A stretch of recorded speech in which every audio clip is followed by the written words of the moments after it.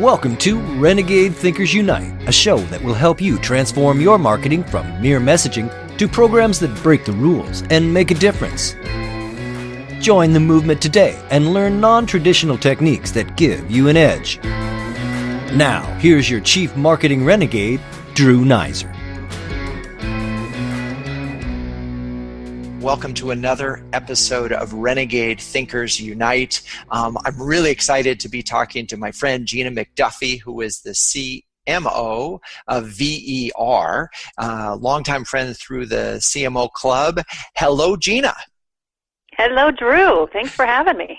So let's talk about a little bit about your career and what the heck have you been doing the last few years that prepared you to be CMO at VER? You know, I was thinking about what's prepared me, and I think what's prepared me for where I am right now is that I've always been open to change and taking risks. I remember a long time ago in my career, somebody said, "Where do you see yourself in 10 years?"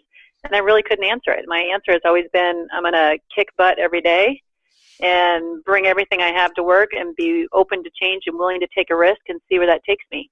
And that's what's brought me here. There you go. Just kicking butt every day. I love that. So just for speaking of kicking butt at the office, what do you do, favorite things to do when you're not in the office? Oh, well, I have 3 kids. Okay. And it's something to say. I love to spend time with my kids. But you know what? As a working mom, I have found that I really have to try hard to be present because I'm always connected, as we all are. So one of my very favorite things to do is to have our disconnect and reconnect weekends where we go to a state park. We have no devices. We get back to the simple world. We call it our Little House on the Prairie weekends where we just disconnect and play and do crafts and adventure and hike. And it's just about getting together with the family. Oh, that's great. And I bet, that actually makes you a little fresher when you get back to work too, because you... It really does. It really does. Yeah. So what would you, besides creating many little houses on the prairie, what would you describe as your superpower? Oh, gosh. You know what? I'm embarrassed to say I feel like I have a lot of superpowers. Wow. Okay. But I think I've had to develop them over time. The one that comes in most handy is being able to see the good in all people in all situations. Because there's a lot going on at all times, and there's a lot coming from every angle, and it's not all positive, as we know. But I generally can see the positive, and it's because I come to everything in a place of gratitude. I'm grateful for where I am. I'm always grateful for my amazing teams that I have around me, and know that I couldn't do it without them. And whatever situation we're in, I know that we can find the good in it and figure it out and do it together. So I mean, and sometimes my cheery attitude can make my people like my boss a little bit crazy.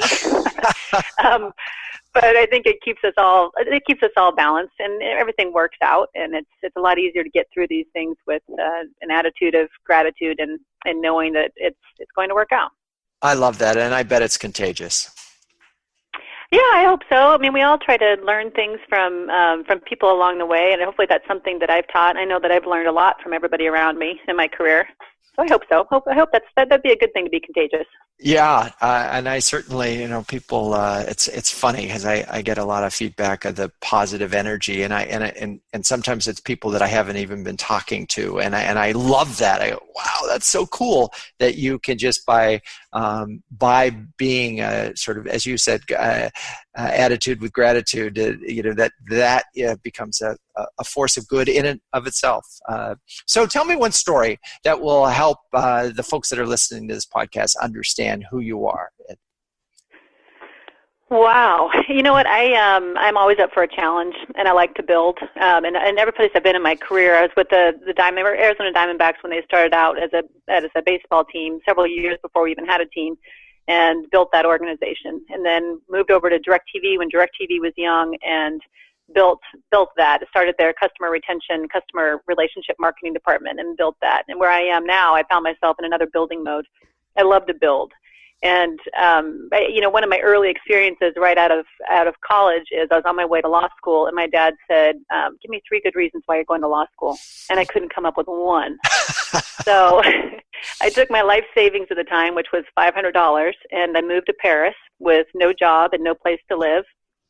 And I found through an alumni association, found a nice couch I could stay on for a couple of weeks, but a month, until I could find a longer term place to stay, which was just sleeping, sharing a studio with a woman from Iceland who didn't know from Adam, and worked my way through Paris as a waitress in a Lebanese cafe, a bartender in a private jazz club. I worked for the French finance ministry, writing for them. I was a journalist for a fashion magazine. I made my $500 last for a year and just had the time of my life. And it was the school of hard knocks, but it was the most amazing school I could go to. I learned how to build myself.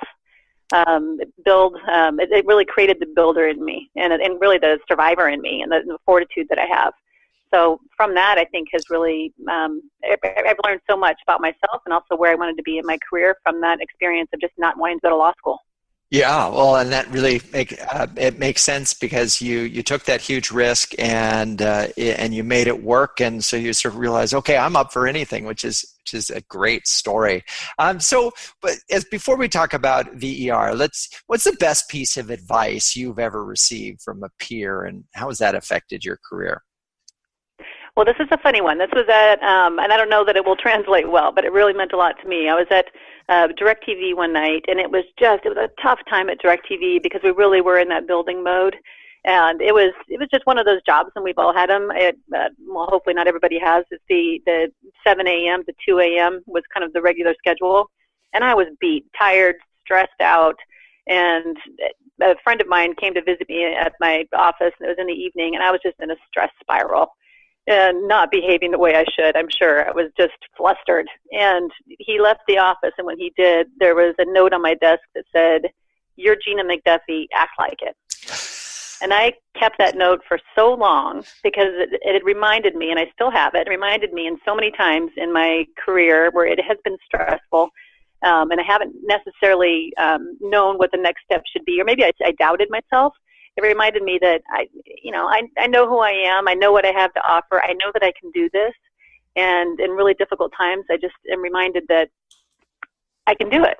And that's all it takes, is just to be just a reminder of who I am and knowing that I can do it. I can get through anything and do it well. I love that. So, so we're talking with Gina the Builder here, and when not to be confused with Bob the Builder. Exactly. No, it's fine that we finally needed to change that. So Gina the Builder, and after the break, we're going to take a quick break. But after the break, we're going to be talking about VER and some of the very cool marketing programs and things that she's been building there. Renegade Thinkers Unite is brought to you by Social Media Explorer, the website that explores the world of social media from the inside out. Great advice from today's leading social media columnists and experts at socialmediaexplorer.com. That's socialmediaexplorer.com.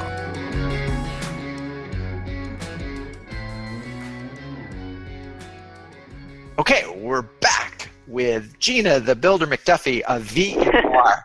So, Gina, tell me just what the heck, what is VER and what's the elevator? VER is a pretty amazing company that you've never heard of, but you have experienced. We provide production equipment and solutions to primarily the entertainment industry and events industries. So any event you go to, or pretty much anything you see on TV, from the Super Bowl halftime show to the Emmys, the Grammys, the Oscars, major events around the country, VER is part of it, either in providing major equipment, like if you went to the Justin Bieber show or Taylor Swift, we provide lights and audio and video. So pretty much any event you go to, we're behind the scenes, either providing equipment, working equipment, or coming up with a creative solution to make things happen that have never happened before. So if I had a bunch of roadies here, they would know who you were big time because they're working. Absolutely. With you. I got it. And so Absolutely. This is a B2B target, right? It is. And so while broad awareness is less important, obviously your industry and the fact that you have this concentration. Does the name VER stand for something? It did until I killed that. It stood for Video Equipment Rentals. It started out more than 30 years ago as really renting video equipment solely. And then it just grew and grew and grew to now we're lighting, audio, video, LED, rigging, media servers, really all the production equipment you can imagine. And we have 34 offices, soon to be 35. We work on 6 continents with 1,600 employees. So it really has grown since its beginning, and that was part of my job when I came in, was to do a major rebrand. Got it. Okay. So, there's been a lot of talk among CMOs, and we had this at the CMO Summit recently, in terms of the role of the Chief Marketing Officer and how broad that can and should be. What does your role encompass? Well, you know what? I came into a really interesting situation, and it's good that I am Gina the Builder, because the company was 30 years old when I came in. It was just purchased by a private equity company, and there had been no marketing. So 30 years, an extremely successful company, because the previous owner just told everybody, go out there, make friends. If they want something we don't have it, buy it. So that was the marketing of the company, was basically just take care of the customer. But there was no traditional marketing. So when I came in, when I said there was nothing, Drew, there was nothing. Not just did we not have a CRM program or any type of technology in place. There wasn't even a list of employee emails. There was no press list. I had to walk around to people's desks and see what publications they had on their desk to start building a press list. There was nothing. So my job as marketing, first and foremost, was to work with the CEO on understanding and really creating and crafting business strategy through a rebrand. And that was a really exciting part about the rebrand, is it certainly wasn't a relogo or just changing colors, but it really was figuring out who we are, what do we stand for, even what product categories are we in, what services do we offer. So really figuring out the nuts and bolts and the strategy of the company.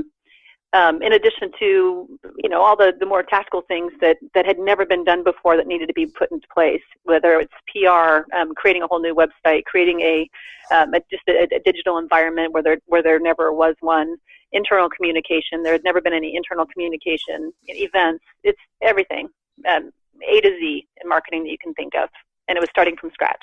Wow. Okay. So that's a lot of different things. So when you rebrand, what were some of the key insights that you learned about the company and that sort of became the pillars of the brand? Well, really, there were two difficult, maybe one very easy thing about the rebrand and one very difficult thing about the rebrand. The very easy thing is when I was speaking with customers and as well as employees, everybody had very similar feedback, and that was, there's an amazing culture at BER. And BER people will do anything for their clients. We're known for going way above and beyond and doing crazy stuff to get that one little piece that needs to be at the event to make sure the event is spectacular. And we're talking huge. We just did the Coachella and the Desert Trip, the enormous 260-foot screens where we've got guys hanging from the backs of them to make sure that not one thing is out of place. And crazy stuff that we do. So it was easy for me to understand the essence of the brand and the culture. The difficult thing is that we had 1,600 employees who didn't understand that the company needed to change. Because part of what makes the BER so special is an extremely talented and passionate people there. And they're passionate about the company the way that it was. And they were afraid that me coming in, who am I, Right. Who am I coming in off the street to come in and say we need to change it up? It was a really difficult time for me personally and professionally, because I was really trying to affect massive change that nobody thought was needed other than the CEO and the private equity company. Right. So everybody, when you have an entrenched culture like that and everything seems to be going well, it's very, very, it's an aircraft carrier. And, they talk about them taking 5 miles to stop, let alone change directions. So what were some of the key things that you did that enabled employees to get on board? Well, it was communication. Like I said, there was no communication before. So a lot of it was starting with a smaller group of people who I identified as influencers, to talk to them about why the change was necessary and to assure them that it was going to be okay, and then also to ask them to spread the word. So some of it needed to be, it couldn't come necessarily from me because people didn't know me. They didn't trust me yet. So I needed to work within people in the company who were trusted to get them to spread the word. So it was a very different approach. But I recognized early on that I didn't have credibility. So I couldn't be the one to say, we need to change and this is why. Because again, who am I? So I had to really work with the people in the company who were trusted to get them to help me spread the word and to build trust.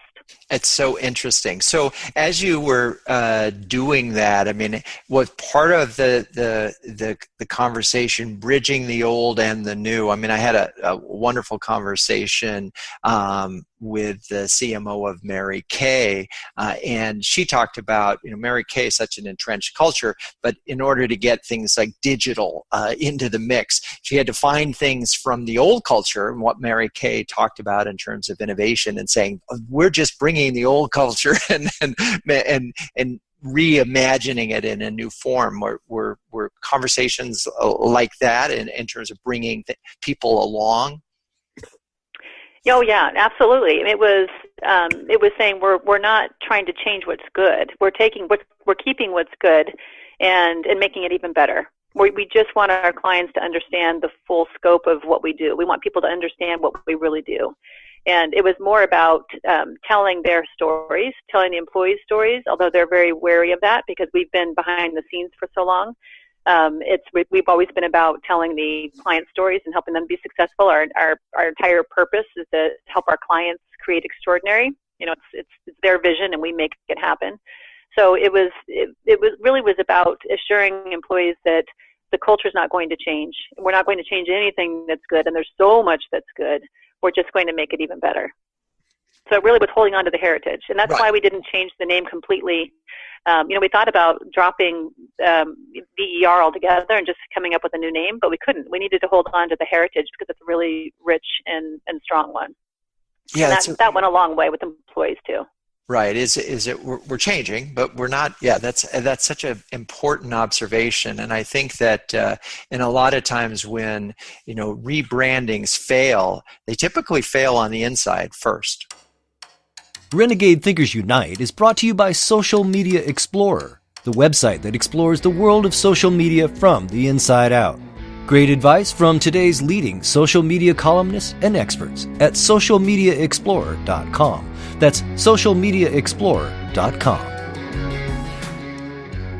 How long did it take to get sort of employees, and I'm sure it's an ongoing process, to sort of buy into the changes that you sort of help them realize were important? Well, what's interesting is that I learned so much of this process, but it really was the anticipation of change that was so much scarier than the change itself. So leading up to the major reveal of the brand, it was everybody in the company. It felt like, I'm sure it wasn't everybody, but it certainly felt like everybody was just pained by it, and they were having a hard time with it. And but then as soon as we changed, it was, it's kind of like you don't want to tell somebody the name of your baby before the baby is born. But once the baby is born, even if it has a weird name, it's okay. Right. And not that the brand is weird or anything, but they were so afraid of what it could be. Right. Once they saw it and they saw it used in action and they understood the reasoning behind it, it made me so happy and so relieved to see really like day 2, people were wearing the hats, wearing the shirts, changing the email signature, really getting behind it. And that to me was my measurement of success, was how well the employees adopted the new brand. Yeah, because they are the brand. I mean, they are the brand. They are the brand, and they're representing it. It's so important, and often, I think again that's the biggest mistake in rebranding, is that if you don't have buy-in internally and you don't get not only just buy-in but expression of it on an active basis, it doesn't become real. So was there further, after you got employees excited about this and they're wearing the gear and the hats and the signatures and so forth, was there also activity that went to your existing customers and into the marketplace that announced the brand transformation? Oh, sure. We've done lots of, even just with our new website and what we're doing digitally that hasn't been done before. That was that was a big change for our customers. But more than anything, I mean, it can't just be, the brand isn't just how it looks. Of course, it has to be the user experience. And so that's taken a while to make sure that we're not just introducing the brand, but we're introducing a way of working with our customers that, again, doesn't take away from what they had before, because that was working really well.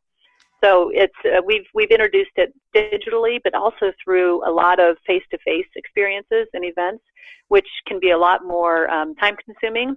But it's really paid off for us to invite people into all of our offices and have them spend some time with our people and the gear and the equipment and really just connect. Because we really are such a person to person. I can't stand that whole B2B designation. We really are. It's all P2P for me. Right. And this business really is person to person. And we needed to. We can't just introduce the brand by saying, "Here's our new logo. Here are our new colors." That's just not what it is. We needed to remind them of our love for our customers face to face, and we're doing that a lot. And what I hear, and I just want to make sure that this is true, is in another way that brand transformations fail is that they're cosmetic. In other words, we change the logo, we change the color, we put new paint and so forth. Were there substantive changes to the way you actually did business that went along with this new brand? Yeah, well, at the same time that I was hired, actually a little bit after me, we also had a new COO, and who came from Amazon and FedEx, and he has been, and we've been, all of us have been working together on the fine line again of adding more technology to our business and improving a lot of the processes, but not taking out the personal element of what we have. So it's been a major, I don't want to say overhaul, but it's been a major change in how we do business, keeping always the customer in the middle. But I found in my role, there was one point where I was horrified because I realized that I looked over some numbers of answering the phone, and we weren't answering like 30% of our calls over the weekends. Yikes. So I said, stop. Everybody, let's stop what we're doing and let's figure this out, because it doesn't matter what we have on the website, or it doesn't matter what we're doing brand-wise if we're not picking up the phone. So that's one thing that I would say is my piece of advice to marketers, is that we need to get out of what we sometimes think is the marketing land and realize that customer experience, even when it's not traditionally in our area, but it's operations or someplace else, a call center, we need to get in there and work on the customer experience if our brand is going to stand for anything. I mean, there's just no amount of branding can make up for a bad customer experience. It just, right. You really, and so that's so important that, and there's such a base level of expectation today. And, some brands are so good at it that, the customer expects today 24/7 service from everybody. And if you're not going to give it, then you better be very clear as to how you're going to substitute, or at least let the customer know that you don't do it. But that's so interesting in that. So you went through a brand transformation. When you and it sounded like you, from an employee standpoint, you were very quick to see that they were using the brand, and therefore that was proof that they embraced it. How about from a customer side? Were there some key metrics for you to know that this rebranding had made a difference? Well, we're still working on, like I said, we're building from scratch. So I still don't even have a real CRM system in place. That's still being built. So a lot of me being able to tie some of my metrics directly to what we're doing, it's difficult right now. The biggest metric I look at is what my CEO looks at, and that's growth. So the company is growing at 20%. And 20% over last year, and that to me is a good enough indicator that what we're doing is working. All right. Well, so you've already offered one piece of advice, which is, make sure that your customer experience is in line with the brand that you want it to be. Is there anything else as fellow marketers are looking at 2017, maybe one do and one don't, for them to consider? Oh, my do would be, get comfortable with ambiguity, get comfortable with change. I think that there's so much happening right now in our country and in the marketplace that is pretty it's a unique time, I think, and we have to know that we can put our best plans in place, but there's going to be something that's going to come in and completely change up our plans, and we've got to be able to think on our feet and be okay in that uncomfortable spot of ambiguity while you're figuring it out, and knowing that sometimes that's where our most creative solutions come from. Those times when we have to think differently and get off of that plan page. So I think we've got that's an important thing, as is the customer experience. And my don't is don't give up. Just as Dory said, keep on swimming, and know you can do it. I mean, at this stage in our CMO lives, we've all have experiences that we can take from different places we've been and different people we've met and great mentors and some of the not so great, that we've learned enough now that we've got the toolbox and there's nothing we can't do. Just got to keep believing it. There you go. What a perfect way to end. Gina McDuffie, a CMO at VER. Thank you so much for being on Renegade Thinkers Unite. Thanks, Drew. It was a pleasure.